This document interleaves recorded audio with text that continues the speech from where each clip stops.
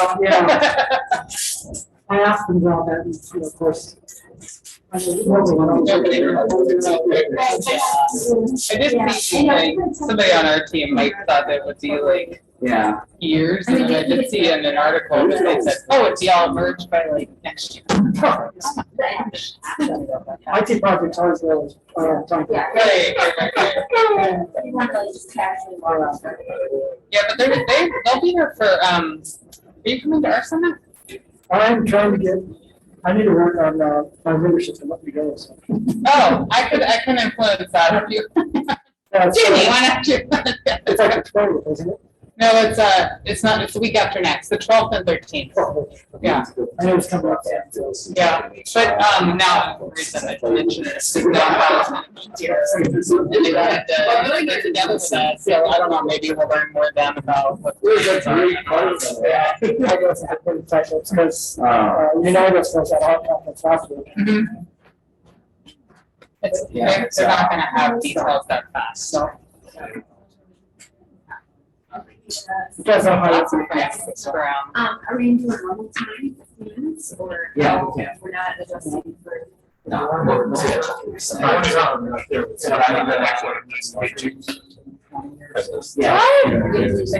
there we go. Tell me when we I saw that. Might have to do that when we're done and stuff. So I saw a bit in Jerry's market series. Yes. I know. We'll have to go get her. It's a best after work. that's a little room. Yeah, I picked up the water there, and I was like, oh, for missing lunch, this is a good place to come back after the session. Yeah. Oh, I got a snack. I forgot about that little benefit. Little snack shack over here? Yeah. It's not little actually. It's pretty impressive for like a snack shack, right? What did Hamid called it the 5 finger discount shop this morning? Jim, how are you? Good. Long time no see. Yeah.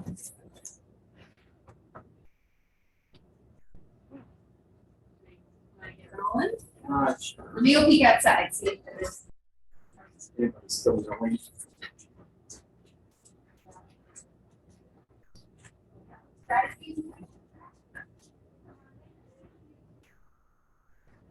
Dr. Chris Snyder acting as the barker to get people into the room.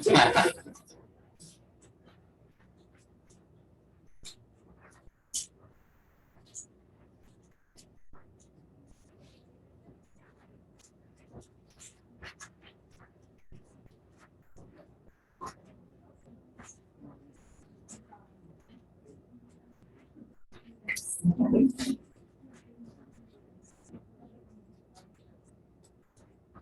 right, good afternoon, everyone. Thank you very much for joining us for our last session of the day. We're in the strategy and leadership track. So I'll go ahead and turn it over to our sponsor, Tom from CGI, and he'll introduce himself. Thank you, Chris. We'll get it over to the team in just a second. I'm Don Beer here with CGI. Very happy to be part of HIMSS. For those who don't know CGI, just a quick background. It seems like half the population hasn't heard of CGI. But, we are 80,000 strong, 45, been around for 45 years, $12 billion enterprise globally. It's a big organization. From a healthcare perspective, we actually currently, there's over 10,000 healthcare organizations that actually leveraging our technology today. We actually have hired over 6,000 professionals, doctors, nurses, professionals in the area. So a lot of our work has been in the East Coast and the West, and I actually represent our consulting group here in Arizona. Consulting and technology.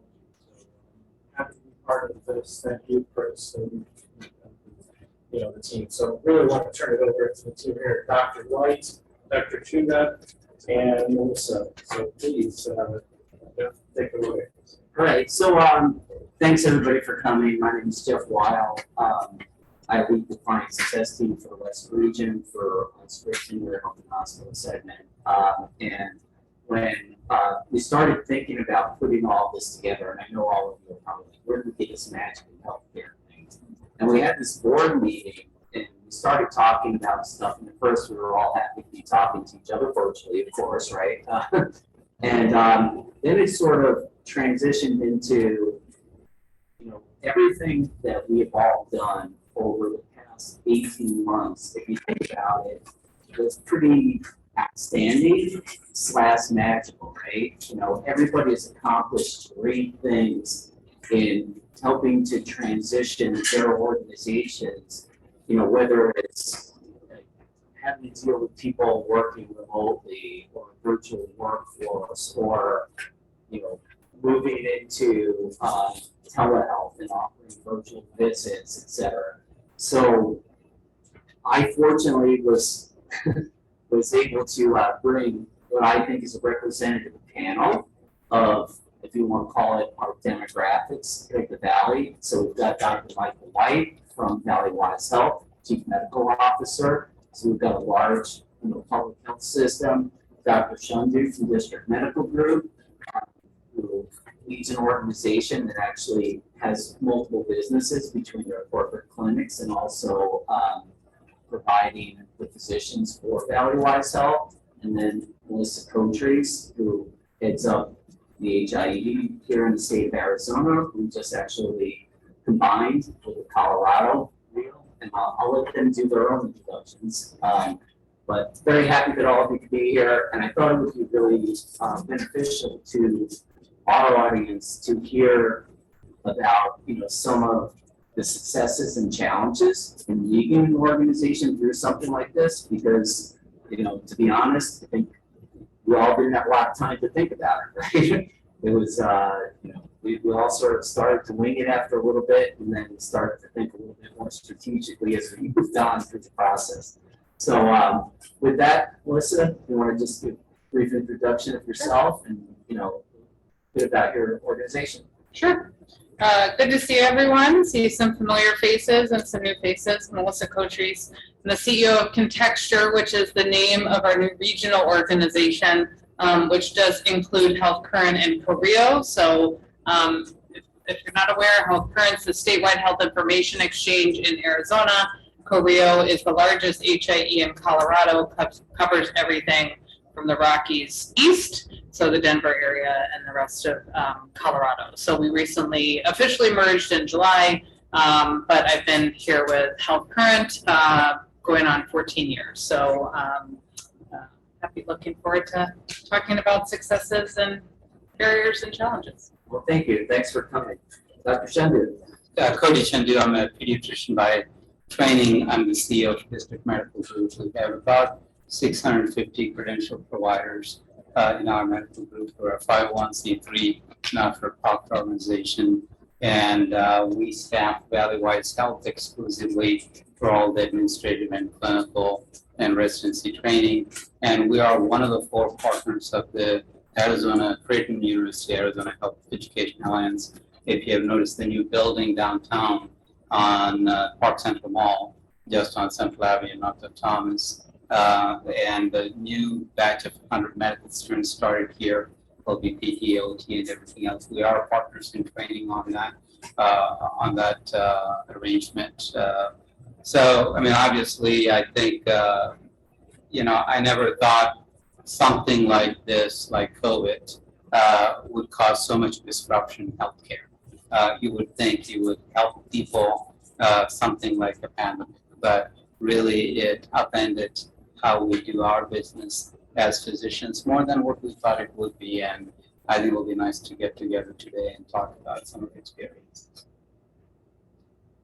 Dr. White? So, Mike White, I am the Chief Medical Officer at Valleywise Health. Valleywise Health is the large public safety and health system here within Maricopa County, within the state of Arizona. So, a large acute care hospital, which is on 24th and Roosevelt, 3 standalone behavioral health facilities that we take care of, as well as then 11 federally qualified health centers, all throughout Maricopa County around this. So, lots of different footprints that we have here around this, and talk about various challenges that we've had and opportunities, as well as successes as we've come through the pandemic, within this population. Thank you.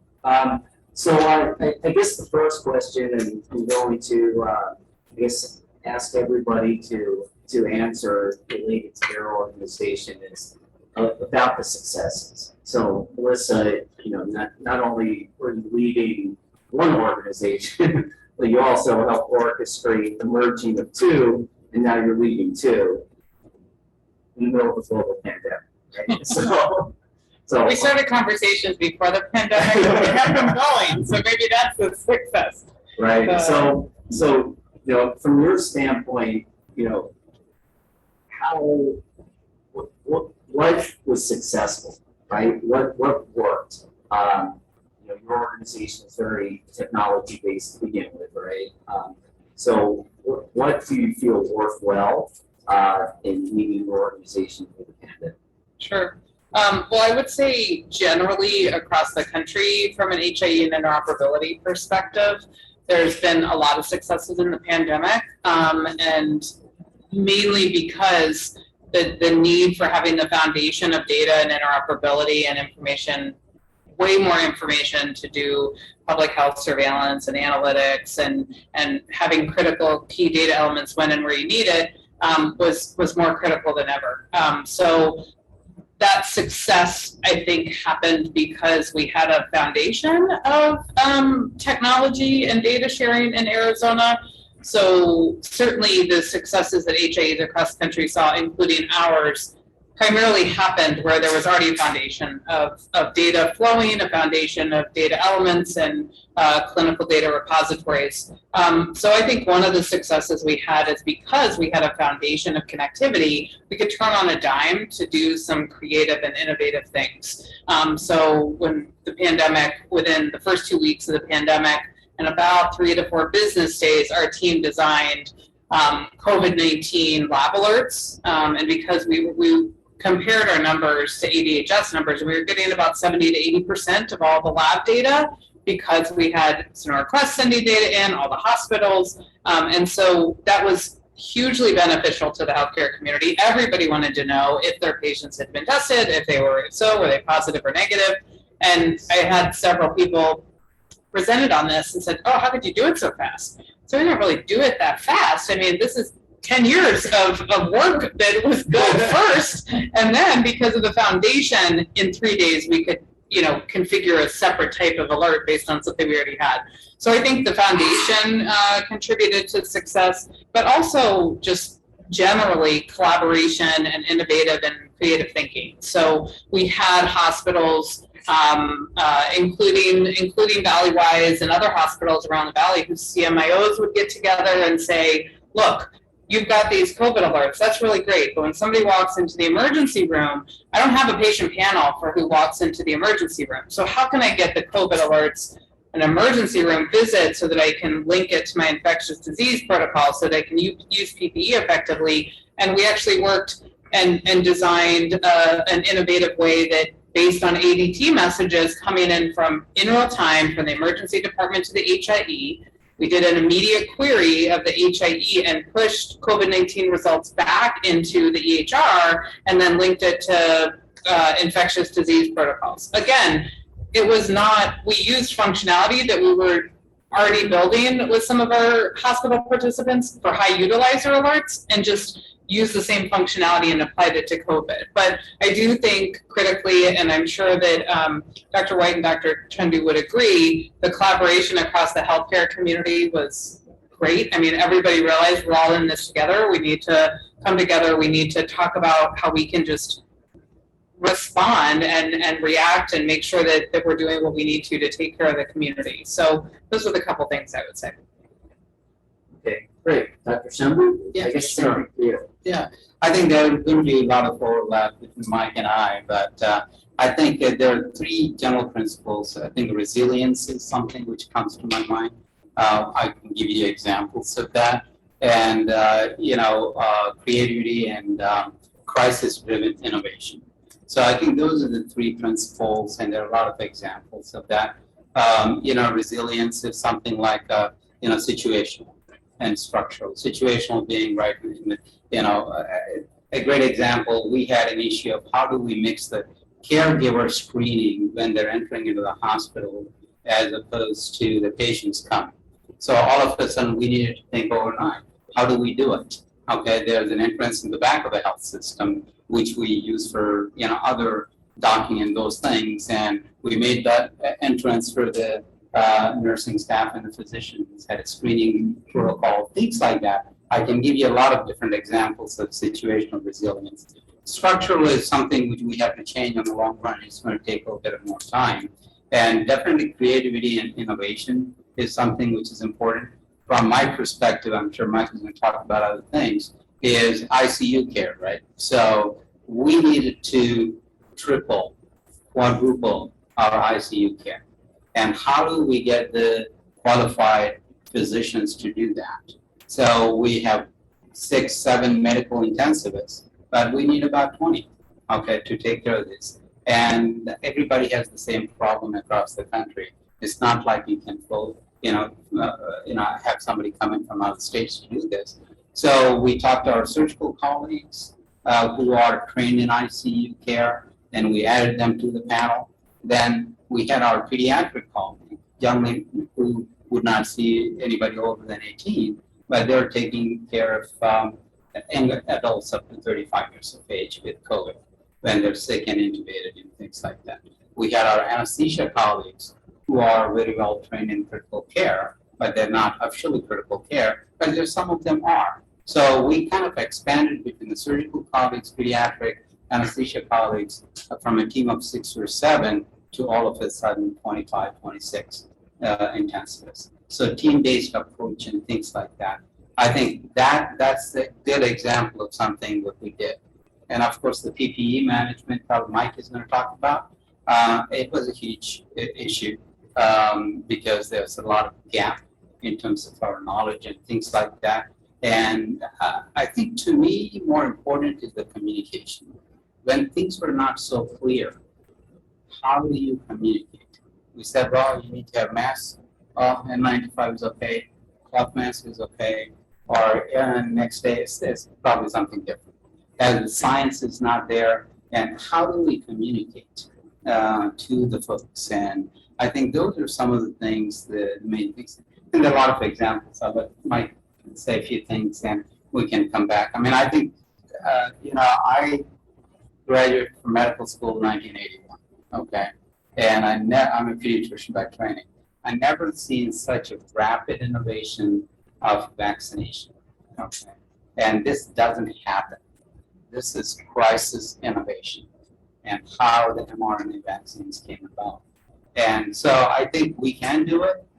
Sometimes we have an established way of doing things and we need to think a new way of doing things, and the crisis brings about that.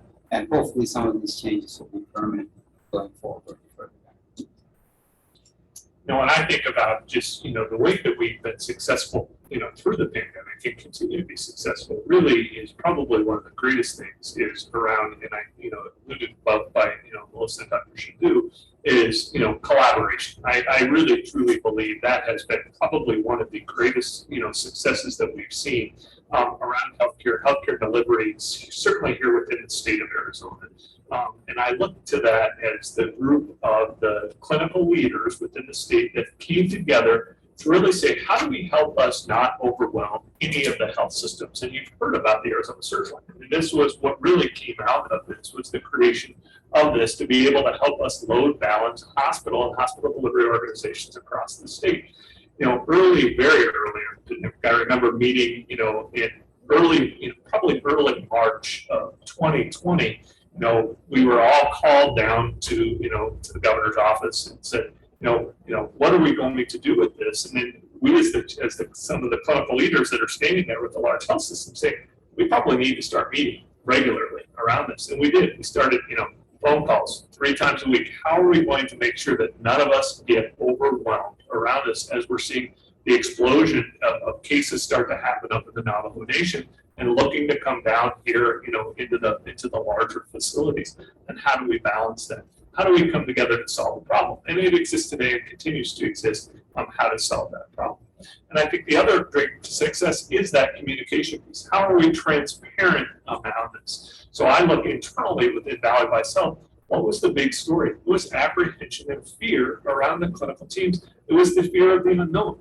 Do we have cases within the health system? How are we going to care for this? What are the protocols? Dr. Chundu articulated very well. What I said at 8 o'clock may be very different than what I'm saying at 4 o'clock, based on what came out that day from the various agencies. We're watching what's happening in New York. We're watching what's happening across the country. We're gaining this knowledge. How are we going to adapt and be resilient around this? And establishing a cadence of communication around it with the team to say, hey, we're here. We know everybody is scared. We know that there's a lot we don't know.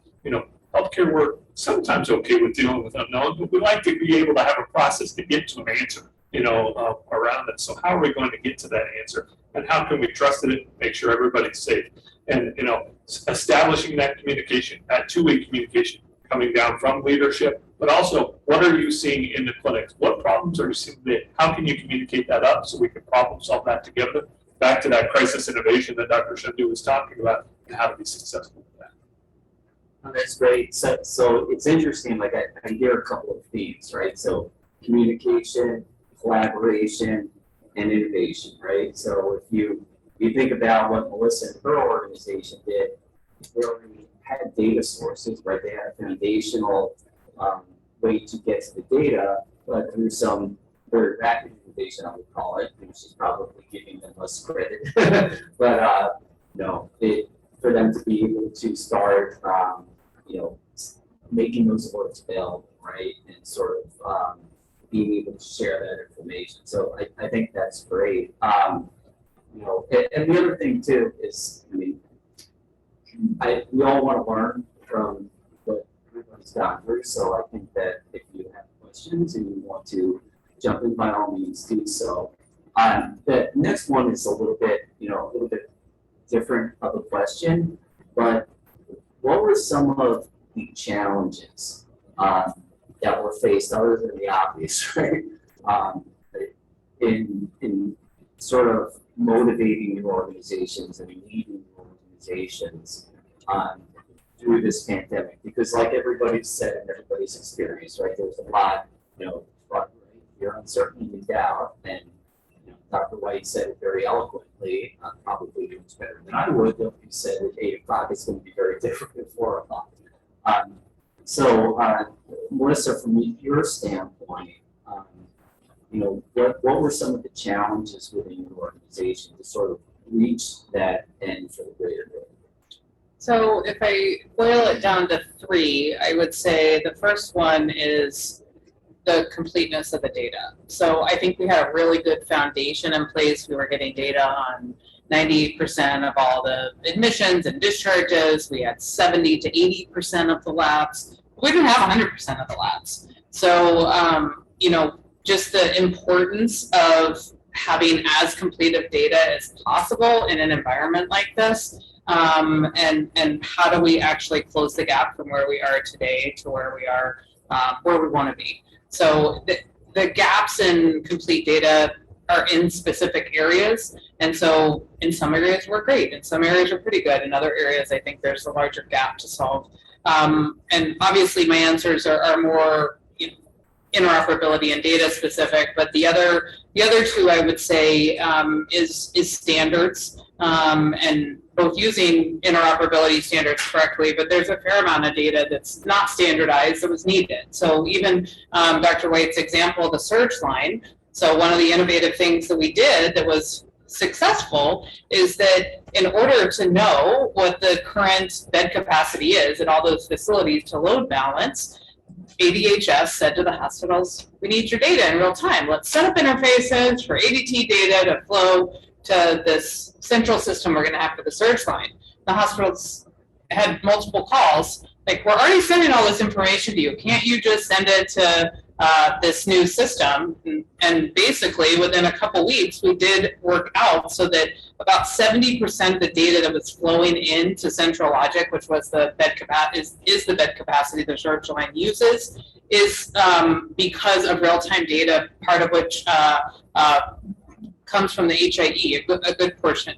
But you didn't have bed data standardized. bed data is not standardly coded within messages. So we didn't have it coming across in all the ADT messages, but we worked creatively with all the hospitals and we did translation of the bed data. So you knew that this room was a ICU room, this room was a pediatric ICU, and then we fed that into the system so that they could show a red, green, and yellow at all the different facilities and the types of beds. So standardizing that data. The other area that standards has been challenging is all the hospitals have to do a lot of reporting. They had to report PPE, they had to report staff levels, they had to report stuff that comes out of all different types of systems that are not EHRs. And those systems are not used to interoperating. They're not used to extracting standard data.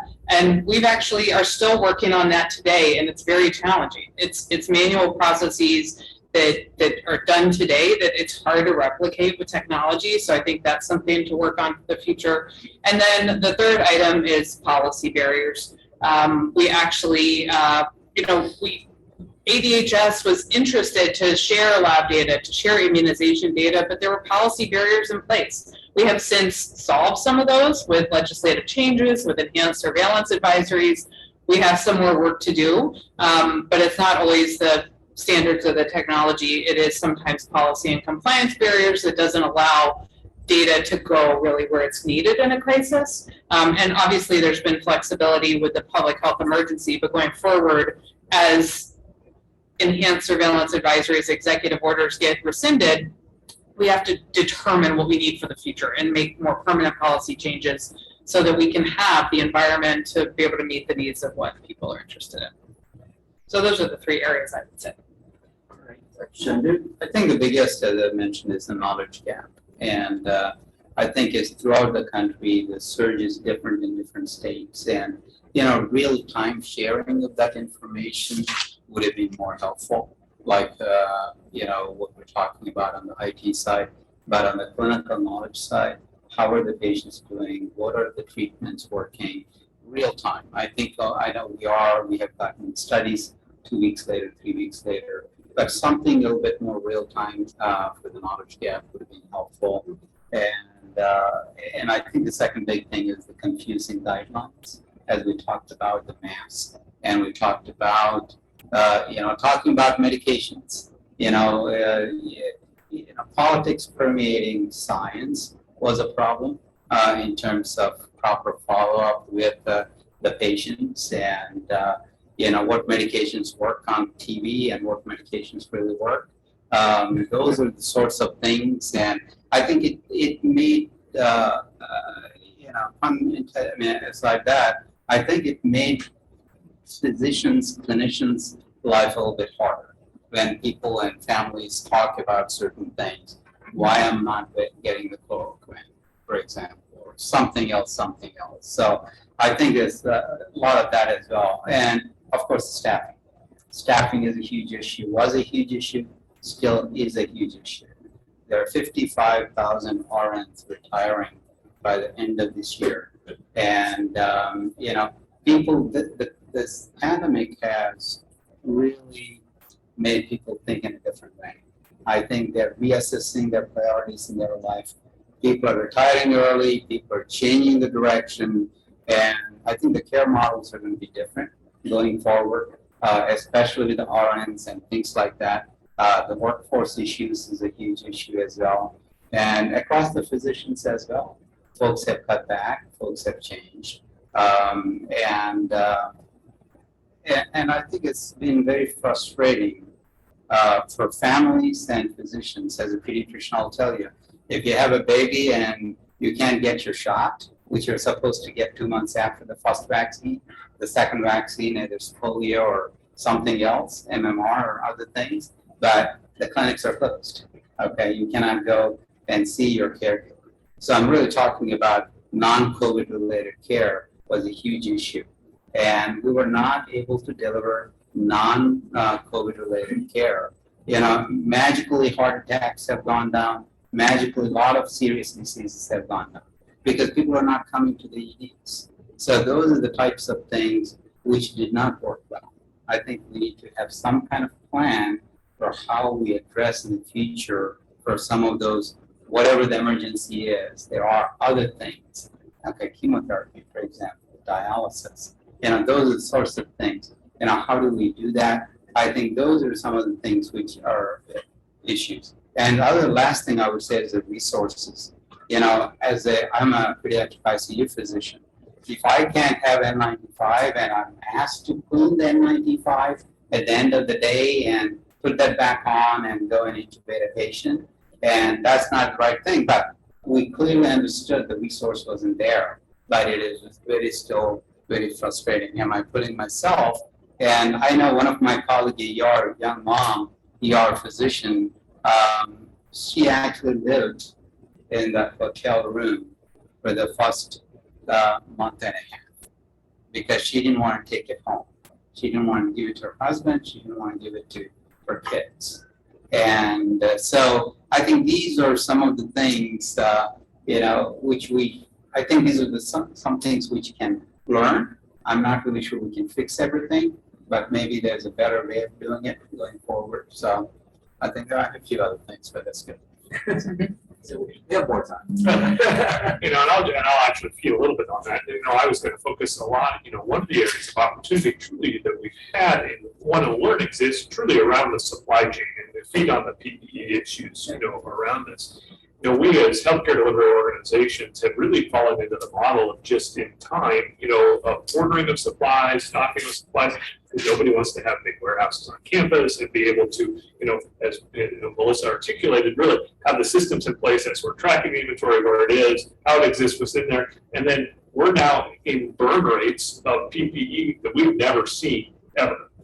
So none of us have the way to predict this. None of us have the supplies on hand.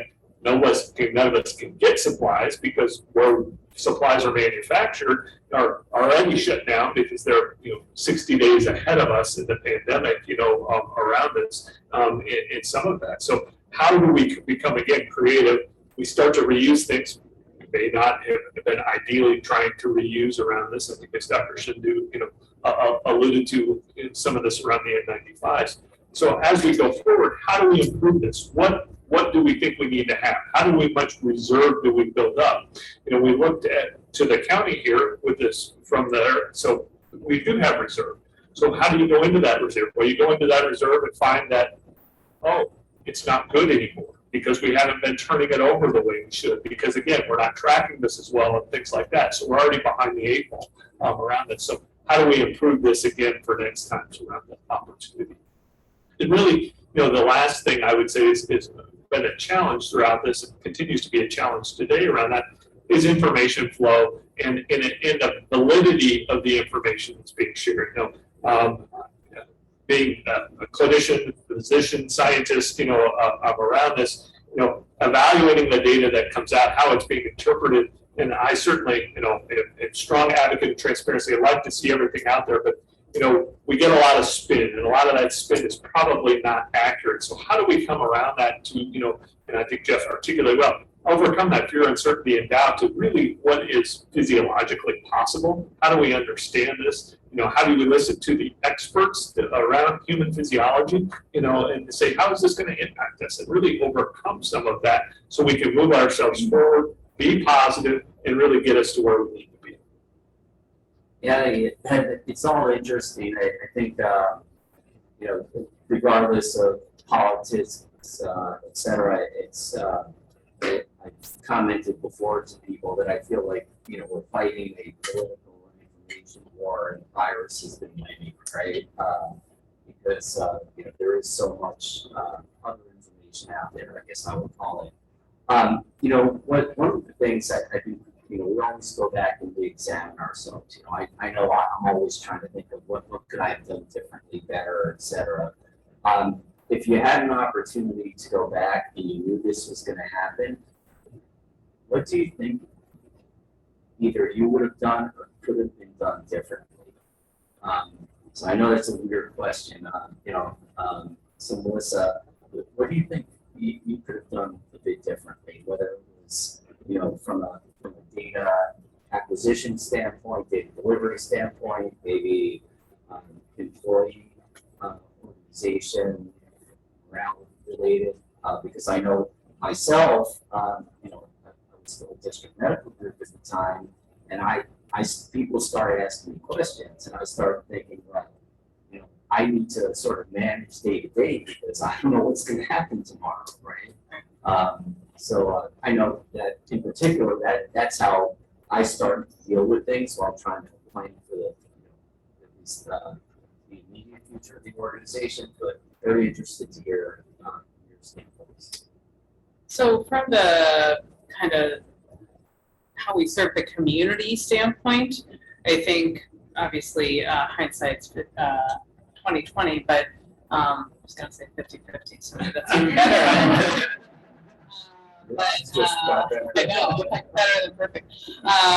But the importance of the completeness of data and identifying information points, whether it's the real-time availability of patient information from the knowledge gap perspective, whether it's the working on some of the more difficult pieces of data to acquire and really trying to push those with data suppliers consistently. I mean, we get that feedback all the time, and we do have initiatives to work on data quality, but in general, we take the information that the systems we connect to are able to reasonably give us, which has a fair amount of variability. So the importance of being the community advocate and pushing for the completeness of data is certainly something in hindsight that would have been helpful. And certainly I agree with the communication piece, and that goes to employees as well.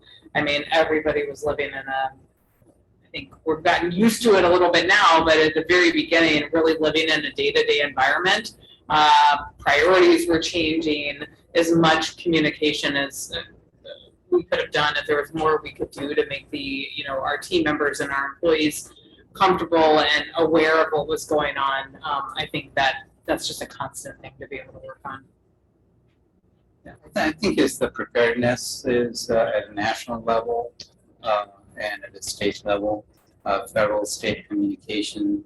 And as you might know, public health is very important, but it's least funded in this country compared to any other westernized countries. And so we spend roughly about close to $3 trillion, take 200, 300 billion one way or the other on healthcare last year or the year before in this country. 1% of that is for public health, 1%. And something like Sweden, about 12%, 13%. Norway and all those countries do that. And even Canada, our neighbor, spends quite a bit more on public health.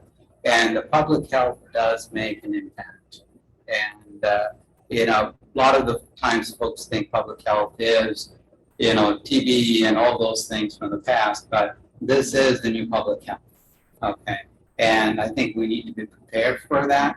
I think we were not prepared for that. We weren't funded properly. There was no national emergency plan how we would attack the pandemic. I think probably Hollywood has done a better job in terms of the Ebola crisis on the movie set than what we have done. I think it's easy for me to talk about it, but I think there's a policy issue here, and I think a lot of us are pieces in the puzzle, but the puzzle needs to be there, and I think that's one of the huge things. From our group perspective, I think we learned a few things, definitely. I think managing burnout is a huge issue across the physicians or other providers. And I think wanted to talk about, I think, we as physicians are told, directly or indirectly, your feelings do not count as much as it is the family and the patients. When there's a crisis situation, you talk to the families, and you might identify with the patient, from your personal life, kids of that age or whatnot, but still you don't get emotional about when you're conveying the message, death, dying, or other things. And whereas here, it is a doubt when you're coming in the morning. What is going to happen to me? What am I going to take home? How is this going to affect me? And we don't have resources historically to talk about these things. I think with the younger generation of physicians, I think they're not as stoic as some of us from the past. So I think that we have learned. I think we had the resiliency program stood up which is a Hopkins program, and have some, help from our psychiatry colleagues and for counseling and things like that, and talking to each other and things like that. I think that's an important thing. And the third thing probably we learned is, of course, at the same time, across the country, the physician groups have cut salaries. Mayo has cut 7% salaries. All the other systems are cutting salaries. And people have fixed budgets. How do they deal with it? That's a concern as well. And I think, we got together, we decided how best we could address. We said, we're not traveling, so we'll take all the CME out. Okay, that is going to stay. Are you going to give back the CME time for clinical work so that we don't need to get extra moonlighters and things like that to do that work? And when we do all those things together, and also what kind of support staff, meals, for example. That's one of the beauty. I'll tell you, it's a $500,000 difference in our organization on meals year over year, because when you don't have resident conferences and faculty conferences between 12 departments, 11 departments, it adds up. So a lot of those things, I think, rather than doing it one-sided, we communicated to the group, we got a group together of the providers and said, how best can we address it? We don't want to cut your salaries, but this is something. So I think it really, if you give the responsibility for them, not top down, I think they come up with solutions. So I think communication and teamwork is something else which we learned as well. So. And I think one of the big reflections that, I had, as we've gone through this and continue to go through this, and I think Dr. Chundu alluded to it before, is, what is our continuity plans, as these things, as, you get disruption in the overall chain, so disruption in supply chain.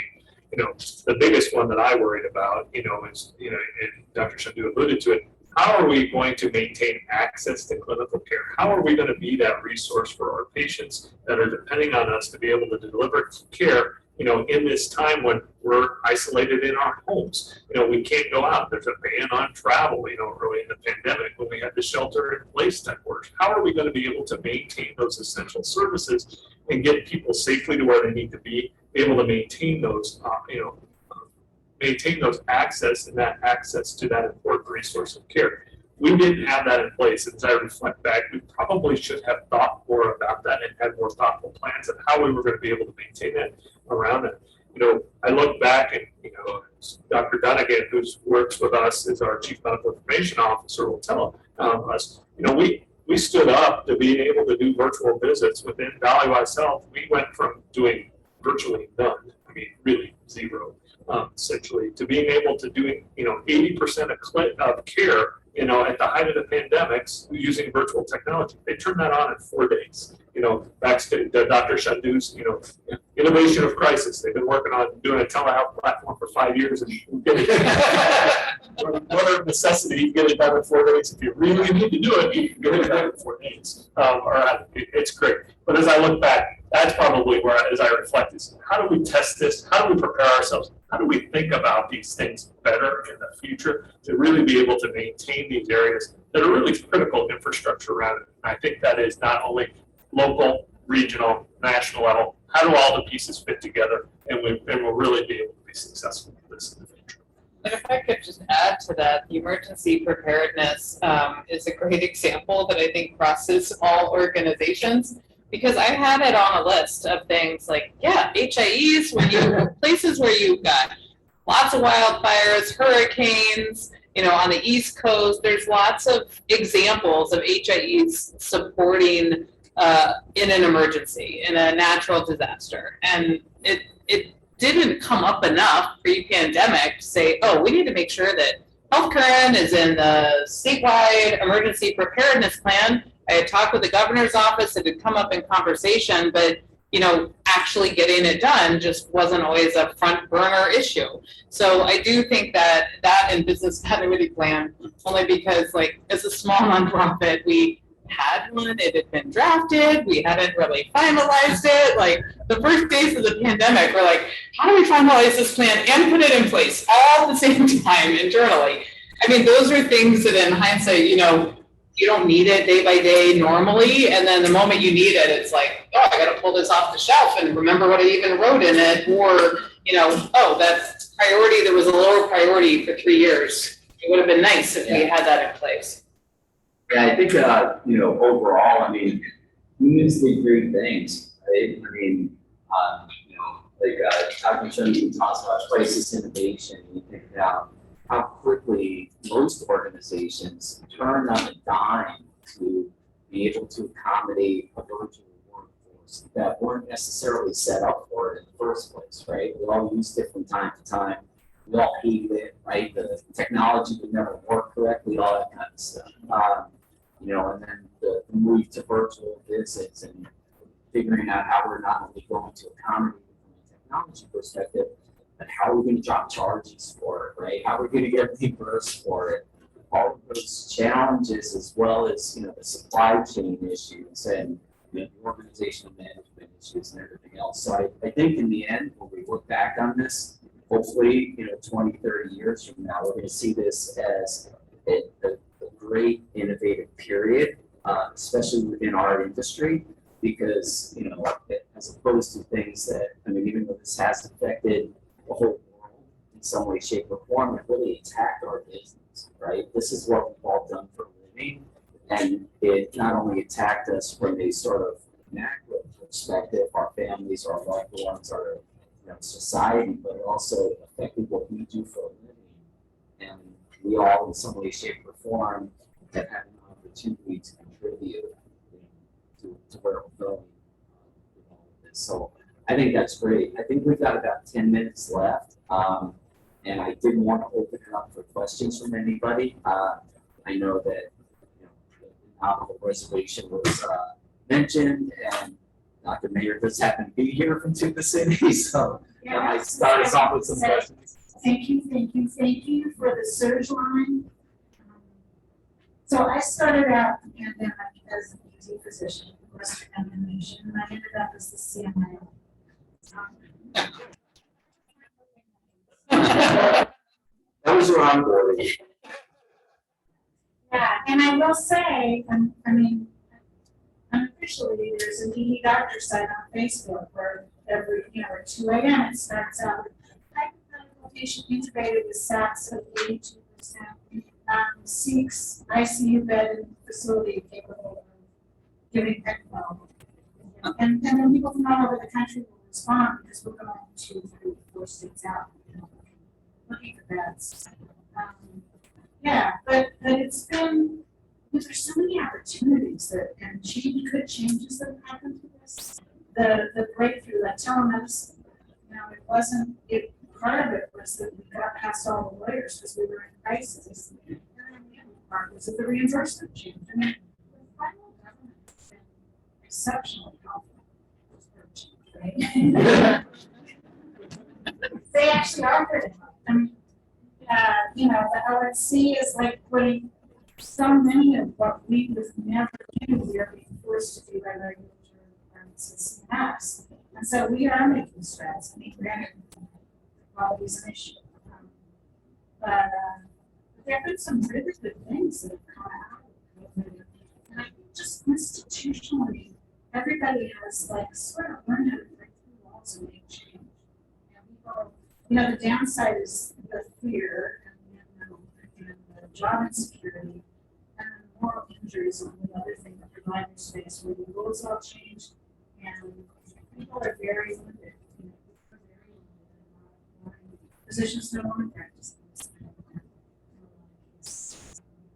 And I think we're just starting to ramp up the structure that's going to have everybody in these camps. But so much of the our inability to change has been good. And I really want all the people in pushing those changes through in throwing pediatricians into their own ICUs. That's a scare. That's a life challenging. Right? And the patient is bigger than me.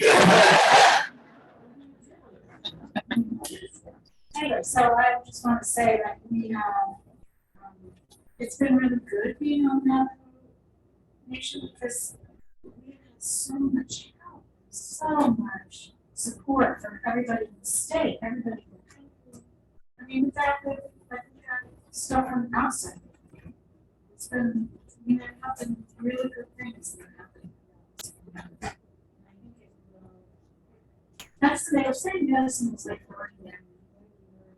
The house was burning down. And I think that, sometimes when a hurricane comes through and you have to rebuild, it's a good thing. So, yeah, thank you. I'd like to ask, can we keep the momentum up? Right, all this great innovation, collaboration, innovation, can we keep it up? I think that, yeah, I think that's the big question. A lot of us old enough who everybody would remember 9/11, right? And you ask the 15-year-olds now, they don't. And you would think you would never forget that, but people do forget things. And can we adopt? Can we, somehow streamline this process? Have a central agency or whatever it is to consolidate this knowledge and go forward. One example would be a national healthcare workforce. As a physician, can I go to 50 states when there's a crisis? As a nurse, as a respiratory therapist, okay, can we do that? Can we have that policy in place? Can we make that happen? How do we transport these people? The specialty organizations have done a good job with that, but really there's no national policy.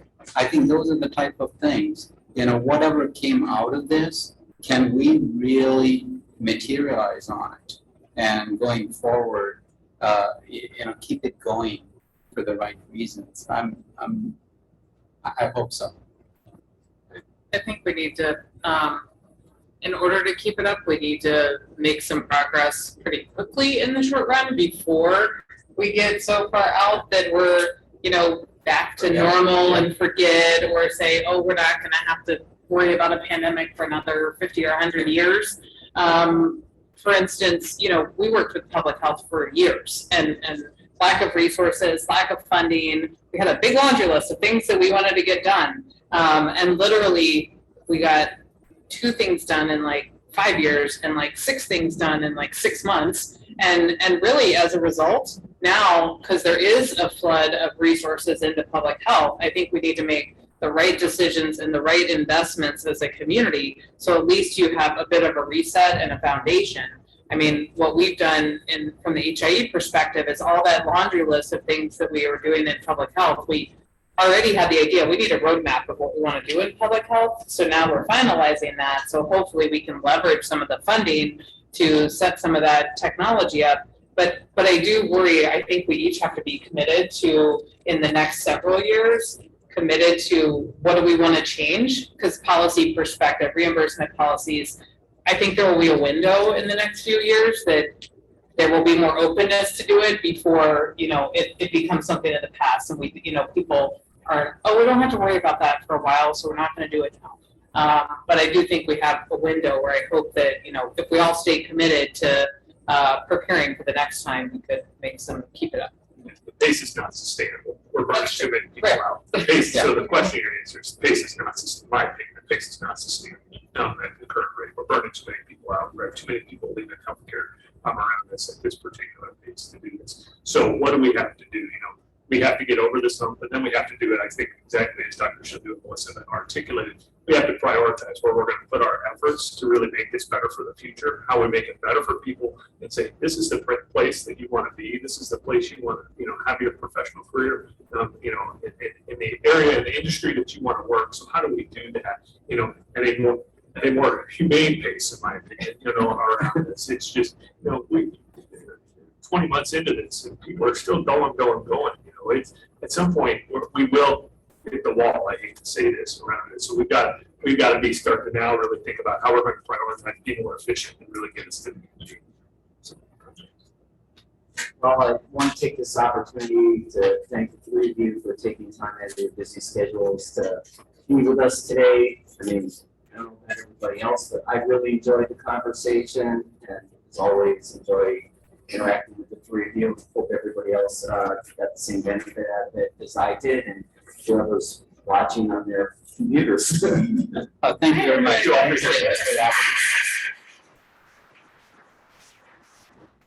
And we have an afternoon snack outside, right? Yeah, afternoon snack and then we'll be.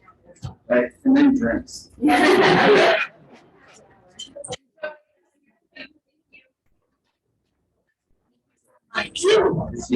that's easy. Thank you so much.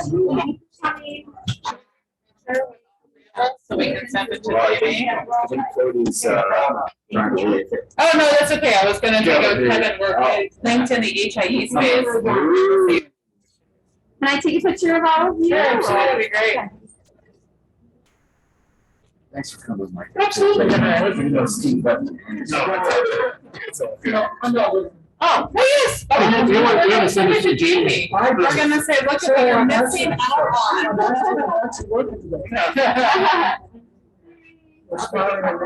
Yeah, I know, you want that fun now? Okay. Thank you again. This is amazing. I know, it's so pretty. I found it myself. It's, I mean, it's like the perfect, like, fit. Yeah. There's sometimes sequences that you like suck, you breathe in, yeah. It's like you're sucking in the fabric. Right. Like, this is just stays there. There's like a nice little pocket in there. I'm not excited about That's kind of a good thing, right? For such a long time, I was just wearing the same ones, like, everybody has their different. Yeah. Design. Oh, this must be Victor. Well, feel free to partake if you want to, if you want to hang out. Thank you for